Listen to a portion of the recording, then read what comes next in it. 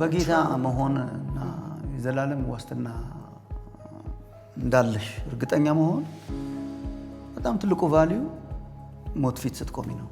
አበሻ ካልቸር በዚህ በጴንጤው ደግሞ በእኛ ካልቸር ደግሞ ሚስጥራቸውን አንጠብቅላቸው ወይ በጸሎት ስም አደባባይ ላይ እናወጣውና ወይ ያ እንትን እኛን ፕሮቴክት አያረገንም ወይ ልጆቹን ፕሮቴክት አላረግንም እና ልጆቻችንን ወጣቶቻችንን የማገዝ መንፈስ አለን ወይ?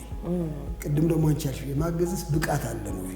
The most that they can call you is Ferenc. And we get a lot of that. Yeah. And if we want a better price at the market, I stay out of sight.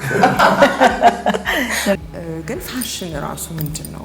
ኤቭሪ ፋሽን ይመለከተናል። ያ በዚህ ዘመን ላይ በጣም ያስፈራል የልብስ ነገር የፋሽን ነገር ግን ክርስቲያኖች ቢይዙት በየመመኘው ስፍራ እሱ ነው በጣም አንተ የሚያስፈልግ የጌታ ሙቀት ነው በመገኘት ውስጥ ሁን ብለሽ ልታናገራች የልብስ የቸገረውን ሰው ገባሽ እንየት ፕራክቲካል ነው በቃ ያ ቢ ፕራክቲካል መሬት ላይ ነው የሚኖረው ምንድነው የሚሰራው አንድ ወጣት ካረገጡ ምንሰራ ቸርች ውስጥ ተጫውቶ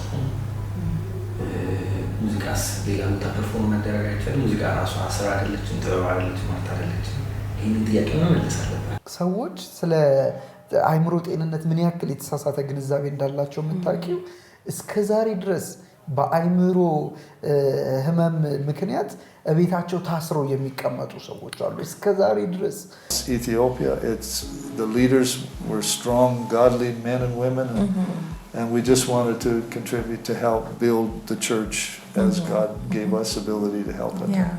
So there was no need for my name for sure, and no need for Canada's name in there.